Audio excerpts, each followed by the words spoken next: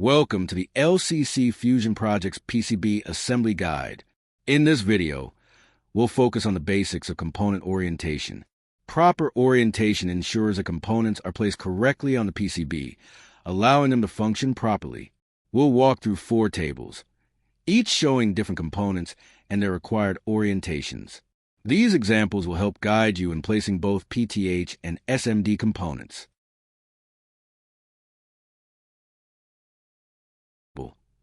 We have components that do not require specific orientation when placing them on the PCB. These parts can be inserted in any direction, as long as they are aligned properly with the PCB pads and through-hole holes. For components like the resistor, inductor, JK30 polyfuse, slow burn fuse, ferrite bead, and fuse holder, there is no need to worry about pin 1 or other orientation indicators. Simply align the component legs with the corresponding pads or holes on the PCB. For the card edge connector and buzzers, similarly, alignment with the PCB holes is all that's necessary. The only exception is the slide switch, which must be placed with the on position facing towards the top of the board for proper functionality. With these components, the main focus is ensuring the legs or pins are aligned with corresponding pads or holes for a stable and secure connection.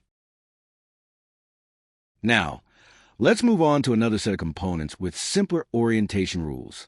For the tactile button, the part's legs should align with the PCB pads in a bidirectional manner. This means it can be placed in either direction, as long as the legs are correctly aligned with pads. For the voltage regulator, the part's legs should align directly with its corresponding PCB pads.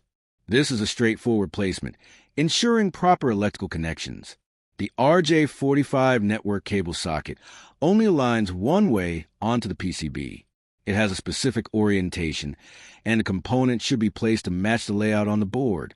Finally, for the USB-C, for the next set of components, placement is based on markings that help guide its correct positioning on the PCB. For the optocoupler, align the dimple corner, pin 1, with the silkscreen end that has a gap. This ensures the part is positioned correctly for optimal functionality. For the port expander, the dimple corner, pin 1, should align with the silkscreen end that has a dimple. This ensures that the component is placed in the right orientation for the PCB's design. For the Schmidt trigger IC, the end with a dark line, pin 1, aligns with the silkscreen end that has a dimple. This ensures proper alignment for the correct signal processing. Finally, for the analog to digital converter IC, the dimple corner, pin 1, should align with the silkscreen corner that has a dark dot. This helps to ensure the correct conversion of analog signals to digital. By following these orientation rules, you'll ensure that each component is properly placed, reducing the risk of errors in the assembly process. In this final table, the placement of components is determined by aligning them with specific silkscreen markings, often involving outlines or indicators that guide the correct orientation. For the LED, align the back of the LED tip with the arrow marking on the silkscreen, ensuring the cathode side is in the correct position. For the diode, the part's white line cathode should align with the tip of the arrow marking on the silkscreen, ensuring proper current flow.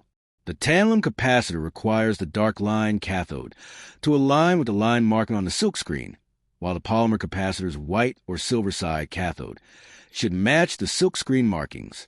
The bridge rectifier has a clip corner indicating pin 1, which aligns with the silkscreen image and triangle. The voltage regulator's metal heat sink side should align with the silkscreen's 3 rectangles. For the motor driver, it fits only one way. Align the metal heat sink with the silkscreen rectangle. The ESP32 DevKit-C module requires the USB connector to align with the silkscreen USB marking. The ATX connector requires its V+ and GND pins to align with the silkscreen markings, ensuring correct power connections. Finally, for the spring/screw connector, the part should align with the silkscreen with the wires inserted from the outside edge of the PCB, allowing for secure connection.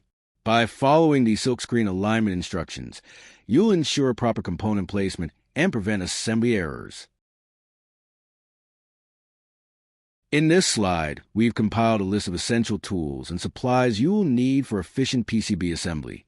From precision tools like tweezers and rhinestone pickers to the right soldering equipment and flux, each tool plays a critical role in ensuring successful assembly.